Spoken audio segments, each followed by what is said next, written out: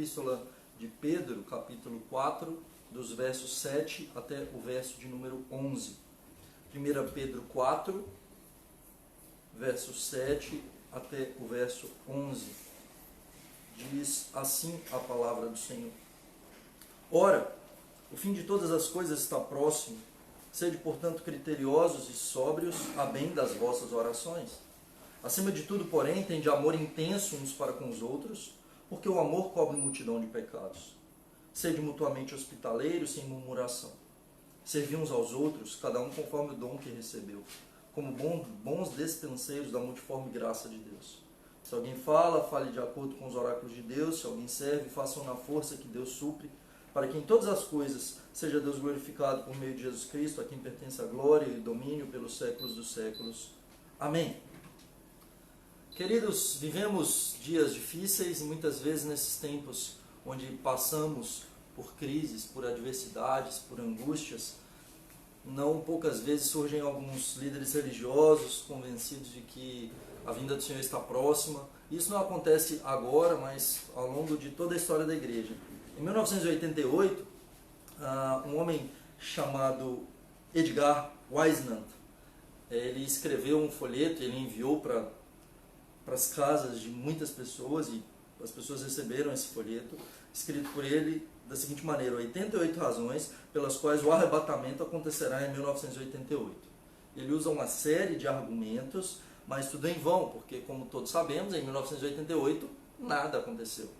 Então, em 1989, Edgar Whisenant, ele escreve um novo folheto explicando por que os seus cálculos não foram corretos naquela época, dizendo então que havia uma série de coisas difíceis a serem interpretadas, mas aí dizendo que na verdade a vinda do Senhor Jesus seria em 1989. E como todos sabemos, em 1989 nada aconteceu. Em 1990 ele não publicou mais nada. A questão que muitos se levantam dizendo que a vinda de Jesus está próximo é justamente porque muitas vezes há da parte da igreja um marasmo espiritual. Nós não buscamos a face de Deus, nós deixamos de lado a palavra e muitos se levantam dizendo: acordem, a vinda do Senhor está próximo. E de fato muitos ignoram isso e deixam isso de lado. Foi feito um estudo da Universidade de Israel, em pesquisas neurocientíficas, dizendo de mecanismos neurais baseados em predição para proteger a si mesmo de ameaça existencial. E o que eles chegaram à conclusão é que a mente humana tem uma tendência automática a evitar a consciência de sua mortalidade. Nossos cérebros nos protegem do medo existencial da morte, rotulando esse evento como algo infeliz que acontece apenas com outras pessoas. Mesmo em face de uma pandemia, muitas pessoas têm ignorado isso. Mesmo em face de uma grande crise que temos vivido, muitas pessoas, justamente por conta dessa questão, pensam: não, isso acontece com outros, isso jamais vai acontecer comigo. Mas uma coisa é fato: o fim está próximo, não apenas num contexto de pandemia, porque isso vai passar, a gente sabe que dentro de alguns meses isso vai passar, né? Contudo, nós nos apresentaremos diante do trono de Deus. Todos nós estaremos diante dele em algum momento. E o que Pedro diz para nós nesse texto é justamente isso: ora, o fim de todas as coisas está próximo, porque nós não sabemos o dia nem a hora. Mas estamos nós preparados para nos encontrar com o Senhor? Estamos nós preparados para estarmos diante de Deus? Estamos hoje reclusos, e talvez seja o melhor momento para nós refletirmos como temos vivido esses nossos últimos dias. E como viver, né, diante do fim dos tempos. Nós não sabemos quando Jesus vai voltar, mas nós precisamos nos encontrar preparados. A vinda do Senhor é iminente. Nós não sabemos se ele voltará agora, dentro de algum tempo, mas nós não sabemos também quando nós partiremos. E nós precisamos estar preparados para isso. E Pedro ele vai trazer isso para nós nesse texto. A primeira coisa então que nós temos nesse texto, né, dentro do seu contexto, é que Pedro escreve essa carta por volta do ano 64 depois de Cristo, depois de Roma ter sido incendiada, possivelmente pelo próprio Nero. Então Nero culpa os cristãos por conta desse incêndio. E agora por conta desse incêndio em Roma, uma grande tragédia, milhares morreram, quase toda Roma foi incendiada, e agora os cristãos passam a ser perseguidos, pelo simples fato de serem cristãos, por uma acusação injusta do imperador. O fato de ser cristão em Roma naquela época significava estar sumariamente condenado à morte. Cristãos eram queimados vivos, simplesmente para iluminar a cidade de Roma. E Pedro é morto em 67, 3 anos depois, na perseguição de Nero à igreja. E, segundo a tradição, Pedro foi crucificado de cabeça para baixo. Ele foi morto, crucificado de cabeça para baixo, buscando viver de acordo com a palavra do Senhor. E Pedro, nessa sessão, então, nos lembra que o mundo em que vivemos não é o nosso verdadeiro lar. Nós somos representantes de um reino diferente. A nossa pátria está nos céus. E como estrangeiros, como a gente deve viver nessa vida? Portanto, nós vamos aprender nesse texto hoje como viver em meio ao sofrimento diante da volta de Jesus Cristo. Como viver em meio ao sofrimento diante da volta de Jesus Cristo. E a primeira coisa então que nós aprendemos no verso 7 é que nós devemos viver com domínio próprio. Em face de uma pandemia, nós devemos ter domínio próprio.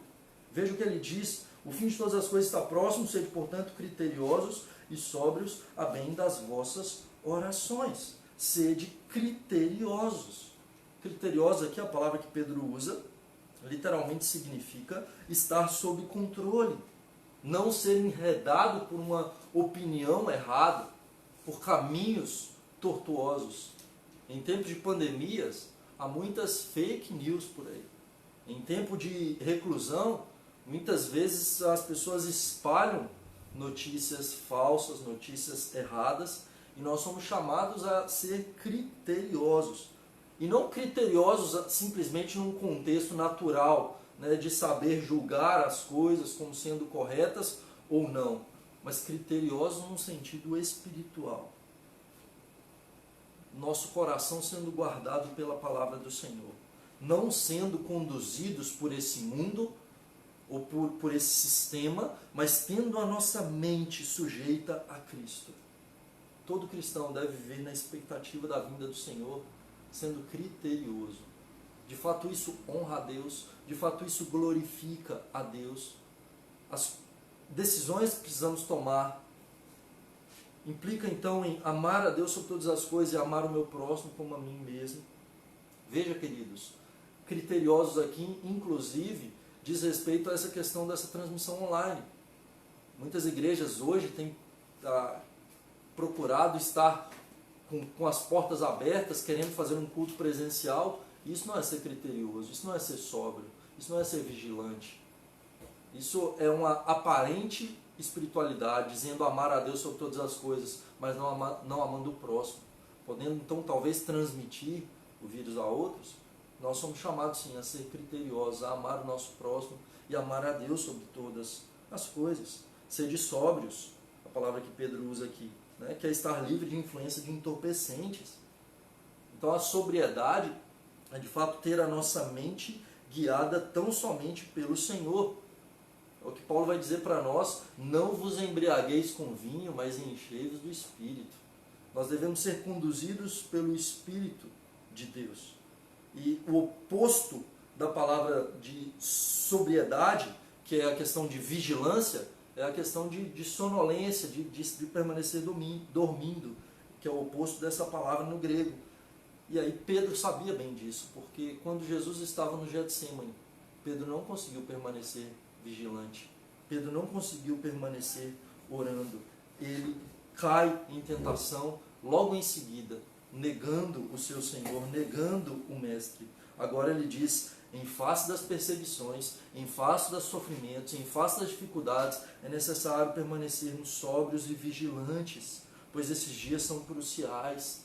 Permanecer vigilante e sóbrio implica em permanecer buscando a palavra, em oração constante diante do nosso Deus, guardando o nosso coração, buscando a face do nosso Senhor, a bem das vossas orações. Veja, se as coisas não forem controladas por uma mente clara, não dominados por nada nesse mundo, nós não saberemos orar. A quem nós estamos servindo com a nossa mente?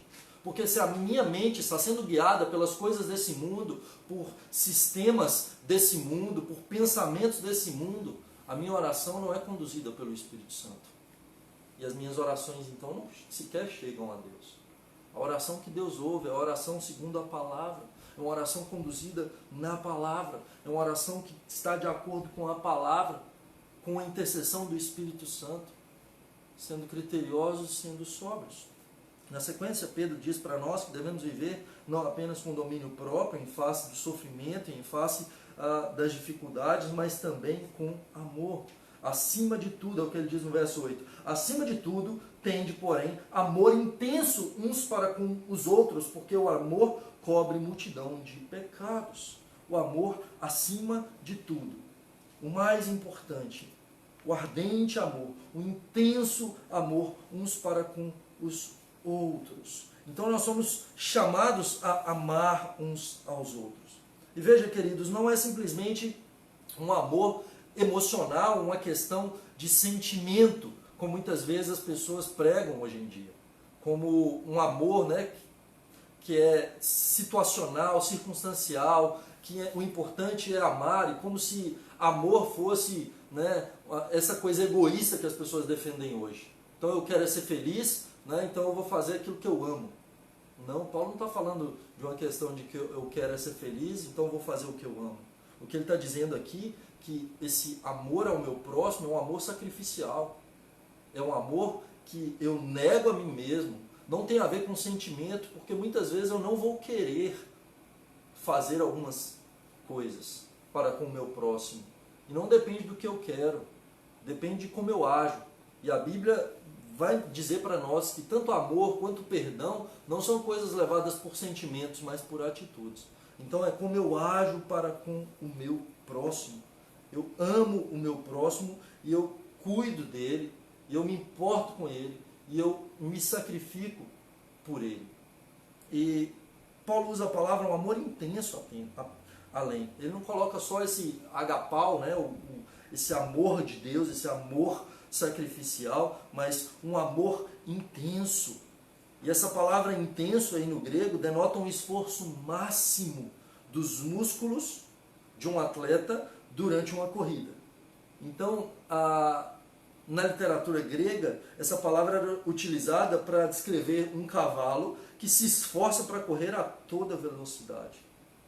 Esse amor é sacrificial, não sentimental. É um esforço. Apesar do insulto, apesar da injúria, apesar das incompreensões, apesar das perseguições, nós somos chamados a amar. Nós somos chamados a agir com amor, a agir com graça. E o amor bíblico é mais uma questão de trabalho do que de sentimento. Trata-se de muito esforço. Jesus Cristo, tendo amado seus discípulos, amou-os até o fim. E o seu amor foi por homens que o abandonaram, que o negaram, que o traíram, que o deixaram sozinho no momento que ele mais precisava de apoio, e o levou até a cruz, até a morte. E mesmo Cristo tendo uma vontade de não ir à cruz, dizendo: Pai, se possível, passe de mim esse cálice, no sentido de um sentimento de autopreservação, o seu amor o levou até a cruz. Um amor intenso por mim e por você. E nós somos chamados a ter um amor intenso uns pelos outros. E nós amamos porque Ele nos amou primeiro. E nisto, vocês serão conhecidos que sois meus discípulos, se vocês tiverem amor uns pelos outros. Temos nós nos amado, queridos. Temos nós agido com amor para com os nossos irmãos. Porque o amor cobre multidão de pecados. Essa frase é oriunda de Provérbios, capítulo 10, verso 12, que diz: o ódio excita contendas, mas o amor cobre todas as transgressões. Então, o amor cobre multidão de pecados. O amor oculta uma multidão de pecados. Não quer dizer que o amor ignora a realidade do pecado. Pelo contrário, o amor gera perdão. O amor nos leva a perdoar. E em Gênesis nós temos uma ilustração desse princípio. Quando Noé, tendo bebido vinho, e ele estava embriagado na sua tenda, o seu filho Cã vê a vergonha de seu pai e descobre a sua vergonha, expõe a sua vergonha. Ao passo que Jafé e Sem cobrem a nudez de seu pai. Nós temos então Sem e Jafé agindo com amor para com seu pai, cobrindo a sua vergonha. Cã descobre-lhe a vergonha, expõe o seu pecado. Nós, como igreja, não somos chamados a expor os pecados dos nossos irmãos, mas a cobrir as suas vergonhas, a agir com graça para com os nossos irmãos. Isso me lembra uma história de um professor que temia a Deus, e ele dava aula por muitos anos naquela classe, e ele teve milhares de alunos adolescentes que o respeitavam muitíssimo. E um aluno, depois de anos, muitos anos passados, ele encontra com esse professor e ele vai até ele então, dizendo: professor, o senhor se lembra de mim? E aquele professor olha para ele e ele diz: meu filho, eu tive muitos alunos e me perdoe, eu não me lembro. E ele diz: mas como? O senhor não se esqueceria de mim? Ele disse: meu filho, me perdoe, eu não me lembro. Ele diz: não, mas o que aconteceu comigo o senhor se lembraria.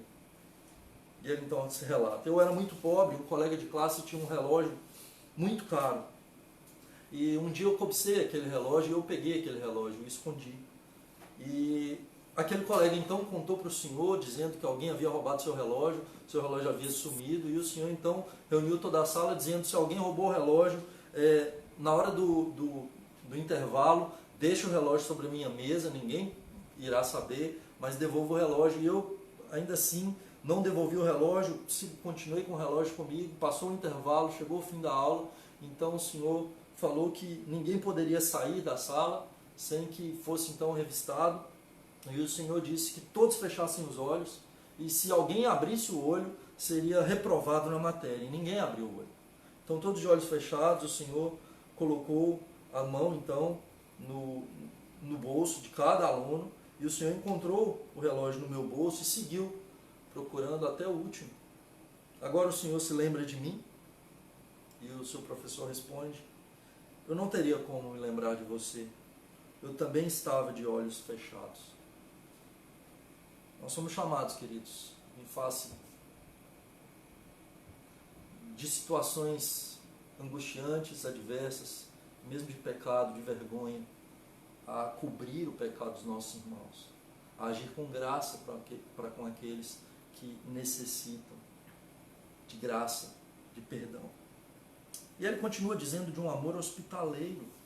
E veja, hospitaleiro, né, necessariamente aqui significa floxenos, que é amigo de estranhos, aquele que ama os estranhos, né, aquele que ama os estrangeiros. Então, no sentido aqui daquela época, nós estamos falando daqueles que abriam as suas casas para receber os missionários e as pessoas que passavam. Veja, não houve esse amor hospitaleiro para com o próprio Senhor Jesus Cristo quando nasceu. Na cidade de Belém não havia casa para receber o Rei da Glória. As pessoas não os receberam. Uma mulher grávida, prestes a dar à luz, ela dá à luz em um estábulo, porque não havia lugar para eles. A Bíblia diz que alguns, sendo hospitaleiros, receberam em suas casas anjos. É o caso do próprio Ló, que recebe anjos que o salvam, inclusive. E nós somos chamados a ser hospitaleiros. No contexto de hoje, querido, não é para você abrir sua casa para ninguém, tá bom? Mas a hospitalidade não diz respeito apenas a essa questão de abrir a casa, mas diz respeito a amor para com aqueles que eu nem conheço. E no contexto de coronavírus, o que é amor para com aqueles que eu nem conheço? É de cuidado para com o meu próximo, é de higiene.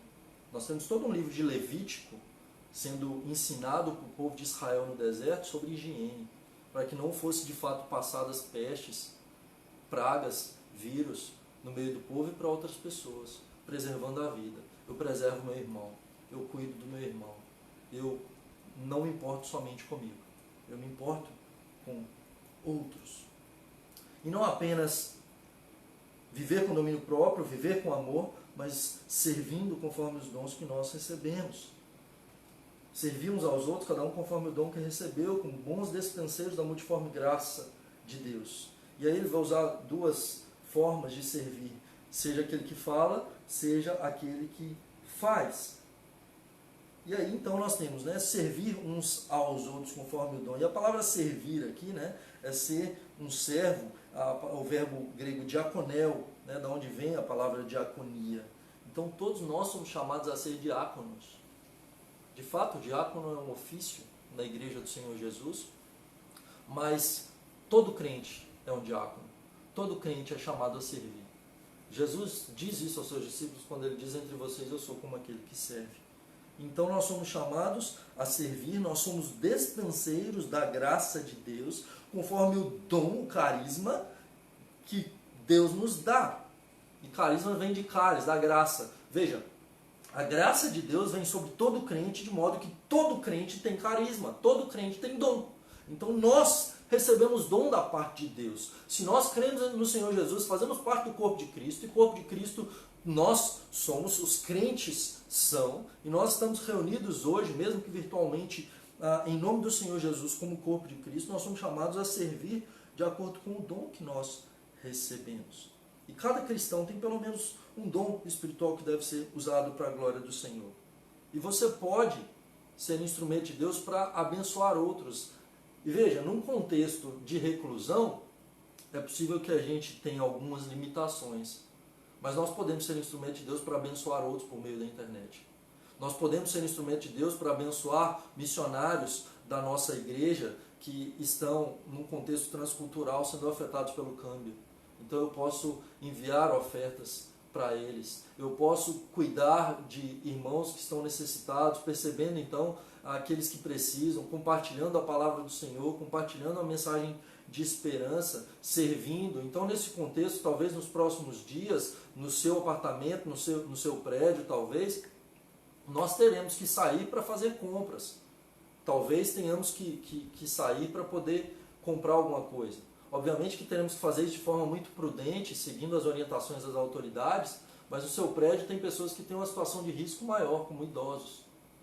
Olhar para a necessidade dos idosos no seu prédio e dizer: eu estou à disposição para poder fazer uma compra para você, para poder comprar alguma coisa na farmácia para você. Então nós, como cristãos, nós podemos ser instrumento de Deus para servir outros. Servir de acordo com esse amor que Deus transborda em nós. E a graça é multiforme. Nós podemos servir a Deus com a variedade de dons que nós recebemos. Tanto com dom de ensino, quanto com dom de serviço. E veja, nos últimos dias aí, nós não temos tido a oportunidade de estar juntos fisicamente, mas a Igreja do Senhor Jesus tem se reunido. E nós podemos compartilhar da palavra. E nós temos compartilhado a palavra usando a internet. E nos ajude, de fato, nesse compartilhar.